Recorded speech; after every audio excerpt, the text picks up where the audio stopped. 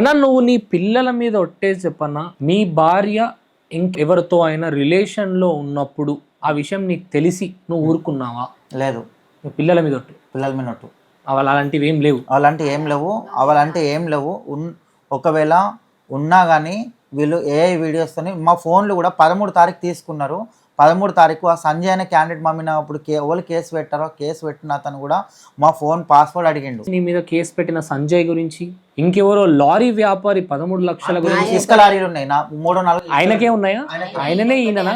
Okay, ఆయన గురించి కానీ ఇవన్నీ మనం మాట్లాడదాం. అయితే కొద్దిసేపు మీ భార్యతో నేను కొన్ని విషయాలు మాట్లాడతాను, తర్వాత మీరు అమ్మ లలిత చెప్పండి అన్న. ఓపెన్ గా మాట్లాడుకుందాం అమ్మా. సరే 1500 మంది కాదు, 100 మంది కాదు అనుకుందాం అమ్మా, కానీ అట్లీస్ట్ ఒక 10 మంది అని ఉన్నారా నిజంగా? అట్లా లేదన్నా, నిజంగా కూడా ఒక్కరు కూడా లేరా? ఒక్కరు కూడా లేరా?